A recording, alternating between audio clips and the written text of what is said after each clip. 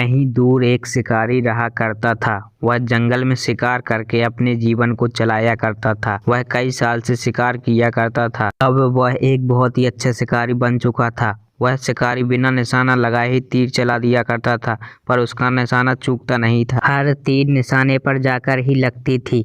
उस शिकारी का एक लड़का भी था। शिकारी के लड़के का उम्र अभी 10 साल था। शिकारी अपने लड़के को भी शिकारी बनाना चाहता था। शिकारी अपने लड़के को कुछ समय पर जंगल में ले जाकर शिकार करना सिखाया करता था। शिकारी का लड़का भी अपने पिता से काफी खुश रहा करता था। वह भी अपने पिता के जैसा ही बनना चाहता था। एक दिन की बात है, शिकारी अकेले ही जंगल में शिकार करने के लिए चला गया। उस शिकारी को जंगल में एक हिरनी और उसका बच्चा नजर आया। हिरनी का बच्चा काफी ज्यादा खूबसूरत लग रहा था। उसको देखते ही बन रहा था, पर शिकारी को यह खूबसूरती कहाँ नजर आने वाली थी।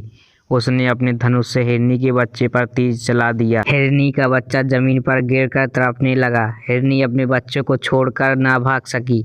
वह अपने बच्चे के जख्म को चाटने लगी। इधर शिकारी यह देखकर और भी खुश हुआ। उसे लगा कि आज एक ही समय में 2 शिकार मिल जाएगा। उसने फिर एक तीर को चला दिया। वह तीर हिरनी को जा लगी और वह भी जमीन पर गिरकर तड़पने लगी। फिर से शिकारी को झाड़ियों में से कुछ हिलने की आवाज़ आई। शिकारी को लगा कि आज 3 शिकार एक ही साथ मिल गए। उसने एक और तीर झाड़ियों में चला दिया। तीर लगने के बाद एक चीख निकली। यह चीख किसी इंसान की थी।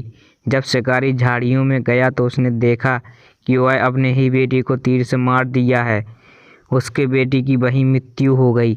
शिकारी अपने बेटे की लाश को लेकर रो रहा था। तभी झाड़ियों में से आवाज़ आई।